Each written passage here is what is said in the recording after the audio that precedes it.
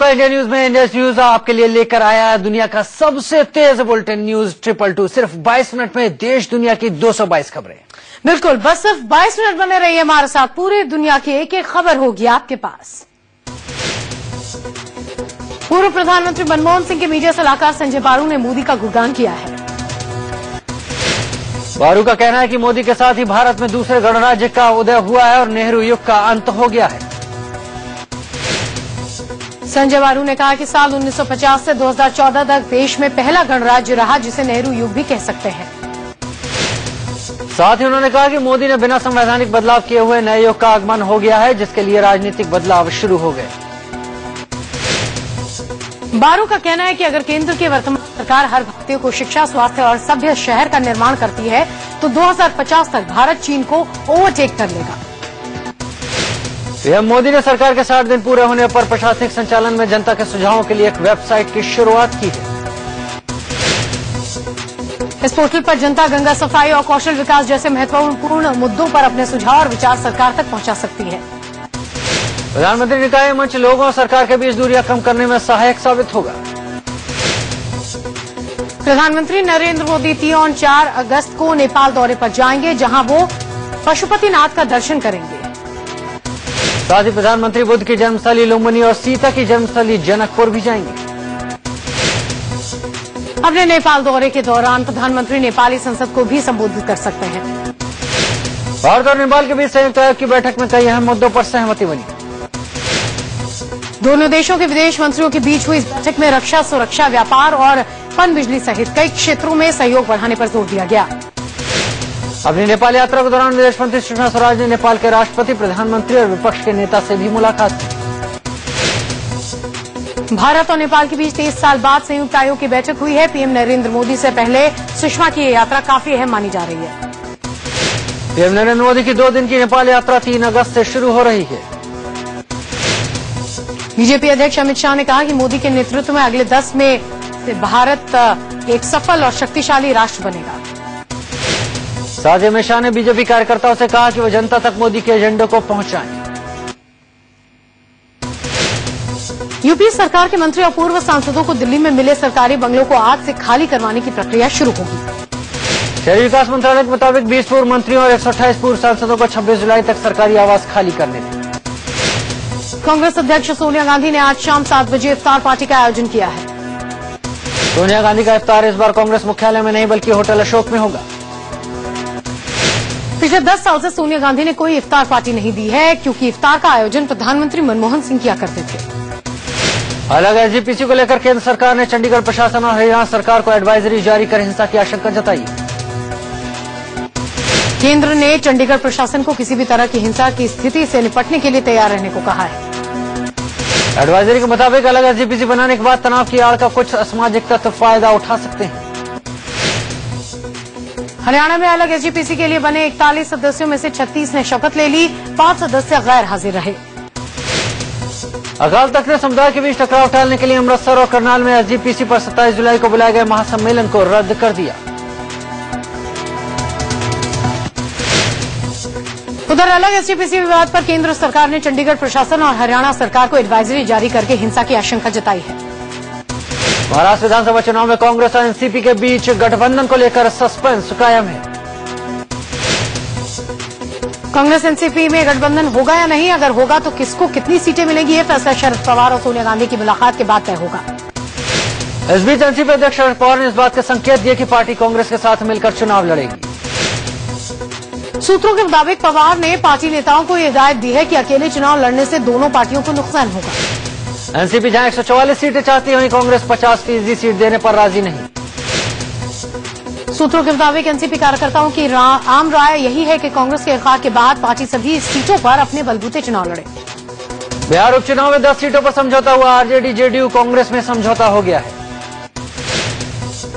समझौते के मुताबिक जेडीयू को 4, आरजेडी को 4 और कांग्रेस को 2 सीटें पर चुनाव लड़ने का मौका मिलेगा। मैनपुरी लोकसभा सीट से एसपी का उम्मीदवार तय हो गया है। पार्टी ने तेज प्रताप यादव को टिकट दिया है। तेज प्रताप सिंह मुलायम सिंह यादव के भतीजे रणवीर सिंह के बेटे हैं। तेज प्रताप ने शुरू किया चुनाव प्रचार। उत्तराखंड में विधानसभा उपचुनाव में हुई करारी हार से नाराज बीजेपी अध्यक्ष अमित शाह ने पार्टी की राज्य इकाई से रिपोर्ट मांगी है।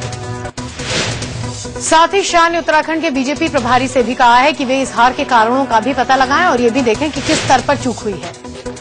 उत्तराखंड की डोईवाला सीट पर हुए उपचुनाव में बीजेपी की हार का ठीकरा पूर्व मुख्यमंत्री रमेश पोखरियाल निशंक पर फोड़ा जा रहा है।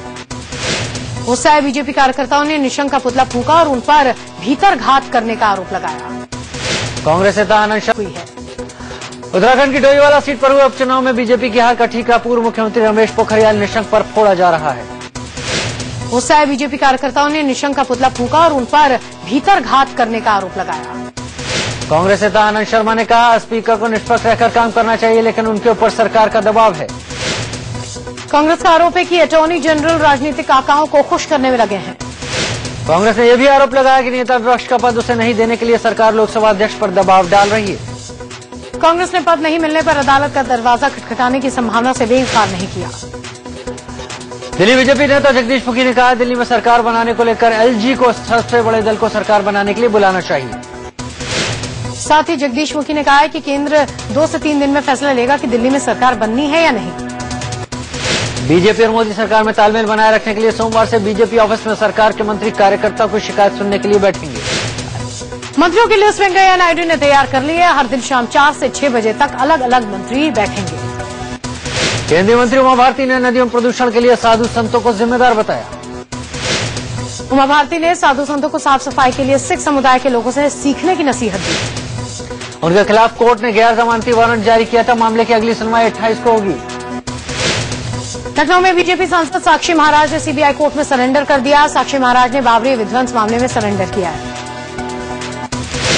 व्यापम घोटाले के मुख्य आरोपियों में से एक सुधीर शर्मा को 30 जुलाई तक पुलिस कस्टडी में भेज दिया गया है।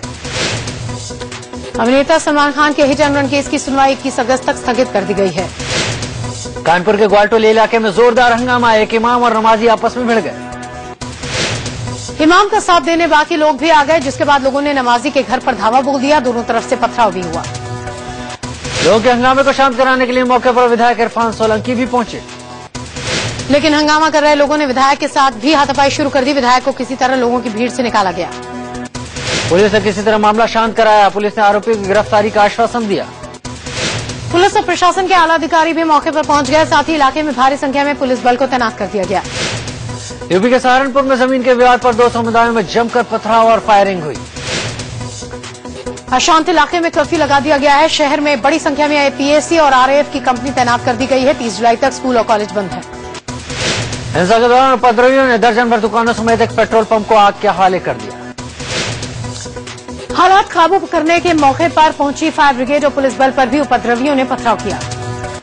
पथराव में सिटी मजिस्ट्रेट सहित 5 पुलिस वालों के घायल होने की खबर है। घटना की जानकारी मिलते ही कई थानों की पुलिस मौके पर पहुंची। उपद्रवियों पर काबू पाने के लिए पुलिस ने रबड़ की गोलियां चलाई। सहारनपुर में हालात तनावपूर्ण है और मौके पर सेना भी बुलाई गई है। सरकार ने उपद्रवियों को देखते ही गोली मारने के आदेश जारी कर दिए। हिंसा के बाद शहर के सभी बाजार बंद कर दिए गए। स्कूल कॉलेजों की भी छुट्टी कर दी गई। आगजनी को देखते हुए पेट्रोल पंप भी बंद कर दिए गए। सबसे ज्यादा तनाव शहर के गुरुद्वारा रोड, घंटाघर, अंबाला रोड, लुहानी सराय क्षेत्र में है।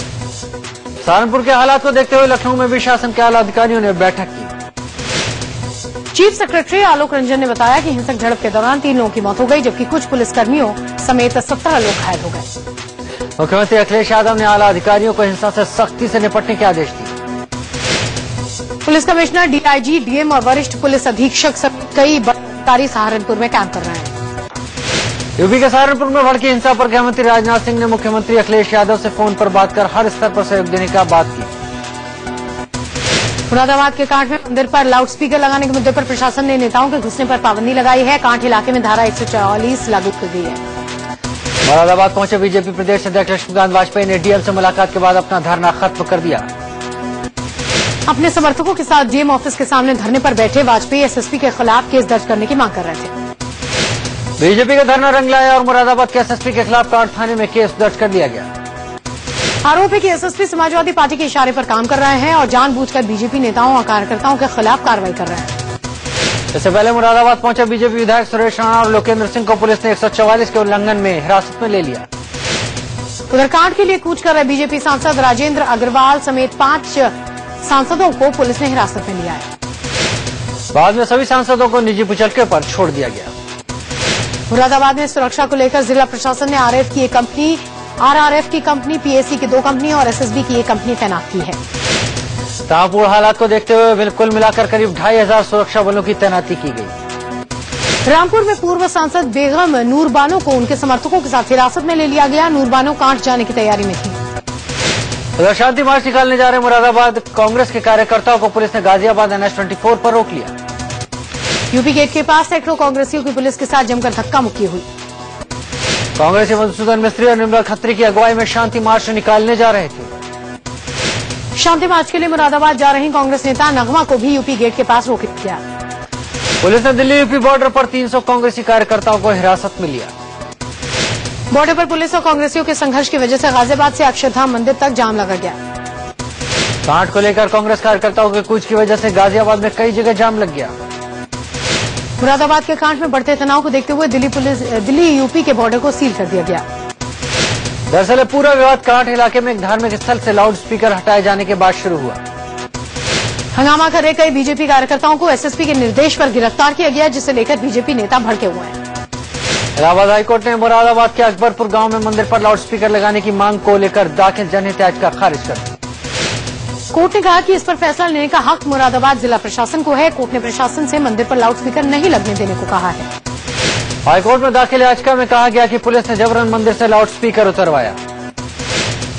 याचिका में कहा गया था कि प्रशासन सुबह शाम 1-1 घंटे लाउड स्पीकर बजाने की अनुमति दे, जिसे कोर्ट ने खारिज कर दिया। इसके साथ ही इलाहाबाद हाईकोर्ट ने मुरादाबाद जिला प्रशासन और क्षेत्रीय प्रदूषण नियंत्रण बोर्ड से ध्वनि प्रदूषण नियमावली का सख्ती से पालन का आदेश दिया। यूपीएससी परीक्षा में सीसैट व्यवस्था को खत्म किए जाने की मांग को लेकर परीक्षार्थियों ने मुखर्जी नगर से आरएसएस दफ्तर तक विरोध मार्च निकाला। आरएसएस दफ्तर पहुंचे कुछ छात्रों ने आरएसएस से मांग की कि यूपीएससी परीक्षा में क्षेत्रीय भाषाओं की अनदेखी खत्म। उधर सीसैट के खिलाफ मुखर्जी नगर में छात्रों का आमरण अनशन भी जारी है। यहाँ कुछ छात्र इस व्यवस्था को खत्म करने की मांग को लेकर 23 जुलाई से ही अनशन पर बैठे हैं। सीसैट के विरोध में इलाहाबाद में छात्रों ने कामवानी एक्सप्रेस को करीब 1.5 घंटे तक रोके रखा। सीसैट के विरोध में मेरठ के चौधरी चरण सिंह विश्वविद्यालय के छात्रों ने यूपीएससी चेयरमैन के खिलाफ जमकर नारेबाजी की। बिहार में वामपंथी संगठनों ने दरभंगा नई दिल्ली संपर्क क्रांति ट्रेन रोककर सीसैट खत्म करने की मांग की। अमेठी राजघराने में विरासत को लेकर चल रहे विवाद ने तूल पकड़ लिया है। सांसद संजय सिंह के बेटे अनंत विक्रम ने संजय सिंह की दूसरी पत्नी अमिता सिंह पर पिटाई का आरोप लगाया। अनंत विक्रम संजय सिंह की पहली पत्नी गरिमा सिंह के बेटे हैं। अनंत विक्रम सिंह ने अमेठी थाने में अमिता सिंह के खिलाफ मारपीट, जान से मारने की धमकी समेत कई केस दर्ज कराया। इससे पहले अनंत विक्रम सिंह अपनी मां, पत्नी और दोनों बहनों बेटे के साथ राजमहल पहुंचे। अमेठी में राजमहल के केयरटेकर ने भी कुंवर अनंत विक्रम सिंह पर मारपीट का आरोप लगाया। पुलिस ने कुंवर अनंत विक्रम सिंह समेत 8 के खिलाफ मामला दर्ज कर दिया। ग्रेटर नोएडा में हॉरर किलिंग का मामला सामने आया। एक पिता ने अपनी बेटी और उसके प्रेमी की गला दबाकर हत्या कर दी। हत्या के बाद आरोपी पिता ने अपना जुर्म कबूलते हुए खुद को पुलिस के हवाले कर दिया। पुलिस ने आरोपी पिता को गिरफ्तार कर लिया और दोनों शवों को पोस्टमार्टम के लिए भेज दिया। ग्रेटर नोएडा के दादरी इलाके में बदमाशों ने एक घर पर धावा बोलकर लाखों की लूट को अंजाम दिया। लूट का विरोध करने पर बदमाशों ने घर में मौजूद लोगों को बुरी तरह से पीटा। वहीं बदमाशों की पिटाई से 4 लोग गंभीर रूप से जख्मी हो गए। सभी हॉस्पिटल में भर्ती करा दिए गए हैं। नोएडा में पुलिस ने 2 शातिर लुटेरों को गिरफ्तार किया। दोनों के पास से लाखों का सामान जब्त किया गया। आरोपी के पास से 10 मोबाइल, 2 सोने की चेन, 14,000 रुपए बरामद किए गए हैं। यूपी के उन्नाव में पुलिस ने 2 नाबालिग लुटेरों को पकड़ा। दोनों पर एक महिला से 50,000 रुपए लूटने का आरोप। पुलिस को दोनों लुटेरों की काफी समय से तलाश थी। इसके अलावा दोनों पहले करीब 4 वारदात को अंजाम दे चुके हैं। कानपुर में पुलिस ने एक शातिर गैंग का पर्दाफाश किया। गैंग एक ही ट्रक की नंबर प्लेट को कई ट्रकों में इस्तेमाल कर ट्रांसपोर्टरों का लाखों का माल उड़ा लेता था। पुलिस ने गिरोह के 5 लोगों को गिरफ्तार कर लिया। साथ ही आरोपियों से 2 ट्रक भी बरामद कर लिए गए हैं। यूपी के कन्नौज में पेशी के लिए आए शख्स की जमकर पिटाई हो गई। वकीलों ने भी युवक की पिटाई, साथ ही उसके पास से रुपए भी छीन लिए। यूपी के बस्ती में एक मासूम से रेप का मामला सामने आया है। पीड़ित लड़की के परिवार की शिकायत पर पुलिस ने मामला दर्ज कर आरोपी को गिरफ्तार कर लिया है। कानपुर में एक नाबालिग लड़की ने पड़ोस के एक शख्स पर रेप का आरोप लगाया। पुलिस ने शिकायत दर्ज कर ली है और आरोपी की तलाश में जुट गई है। यूपी के आजमगढ़ में एक तेज रफ्तार ट्रक ने बाइक सवार को टक्कर मार दी। हादसे के बाद आरोपी ट्रक ड्राइवर फरार हो गया। नाराज लोगों ने थाने पर हंगामा किया। उत्तराखंड के काशीपुर में एक शख्स का शव मिला है। पुलिस को हादसे में मौत की आशंका, लेकिन मृतक परिजनों के मुताबिक यह हादसा नहीं बल्कि हत्या है। पुलिस मामले की जांच में जुट गई है। कानपुर में नाले में गिरकर एक 2 साल के मासूम की मौत हो गई। परिवार वालों ने नगर निगम पर लगाया लापरवाही का आरोप। पीड़ित परिवार के मुताबिक कई बार खुले नाले की शिकायत के बावजूद नहीं ढका गया नाला। वाराणसी में छात्रों ने बीएचयू के कुलपति का पुतला फूंका। छात्रों ने कुलपति पर धांधली का आरोप लगाया। प्रदर्शन कर रहे छात्रों पुलिस ने रोकने की कोशिश की, लेकिन छात्र नहीं माने और पुलिस से भी भिड़ गए। यूपी के बिजनौर में गुस्साए छात्रों ने जमकर हंगामा किया। इन कक्षाओं के लगभग 600 छात्रों के फेल होने के बाद ये सारा हंगामा हुआ। छात्र जानबूझकर फेल किए जाने के आरोप लगा रहे हैं। यूपी के बलिया में विधायक उपेंद्र तिवारी ने बिजली दफ्तर पर ताला लगा दिया। विधायक ने 9 महीने पहले ट्रांसफार्मर तारों के लिए दिया था फंड, लेकिन बिजली विभाग ने आज तक नहीं लगाया ट्रांसफार्मर। आगरा के 2 सरकारी स्कूल में बड़ी लापरवाही सामने आई। दोनों स्कूल में बड़ी मात्रा में केमिकल भरा पड़ा है। स्कूल में ही पकता है मिड डे मील, केमिकल में कभी भी लग सकती है आग। कानपुर से 15 किलोमीटर दूर शेखपुरा में हैंडपंप के पानी से फैल रही है बीमारी। हैंडपंप का पानी पीने से गांव के कई लोगों को त्वचा की बीमारी हो गई है। हरियाणा में करनाल यमुनानगर हाईवे पर एक चलती कार में अचानक आग लग गई। मध्य प्रदेश के रीवा में 2 भाइयों में जमीन को लेकर हुई फायरिंग, एक की मौत हो गई इसमें। उत्तराखंड में हुई भारी बारिश के चलते गंगोत्री और यमुनोत्री मार्ग पर कई जगह लैंडस्लाइड हुआ। उत्तरकाशी के बड़कोट में यमुना नदी के तेज बहाव के बीच 3 गायें फंस गईं, जिन्हें निकालने के लिए प्रशासन ने स्थानीय लोगों की मदद ली। बॉर्डर पर पाकिस्तान की तरफ से एक बार फिर सीज फायर का उल्लंघन किया गया। सीमा पार से 150 से 200 आतंकी घुसपैठ की फिराक में है। सेना के लेफ्टिनेंट जनरल एचके सिंह ने इस बात का खुलासा किया। सेना के लेफ्टिनेंट जनरल एचके सिंह के मुताबिक बॉर्डर पर पिछले कुछ वक्त से सीज फायर उल्लंघन के मामलों में बढ़ोतरी हुई। मुंबई पुलिस को इंडियन मुजाहिदीन के नाम से एक धमकी भरा ईमेल मिला है। दिल्ली के ज्योतिनगर इलाके में एक लड़की की मौत पर लोगों ने जमकर हंगामा किया। नाराज लोगों ने पुलिस पर पथराव किया। जवाब में पुलिस ने लाठियां भांजी। लड़की के परिजन शव के अंतिम संस्कार से पहले आरोपी की गिरफ्तारी की मांग कर रहे थे। बिहार के नालंदा में पुलिस ने एक लॉज में चल रहे सेक्स रैकेट का पर्दाफाश किया। इस सिलसिले में पुलिस ने 3 लड़कियों समेत कुल 6 लोगों को गिरफ्तार किया। लॉज में कमरे के अंदर से पुलिस को कई आपत्तिजनक चीजें मिली।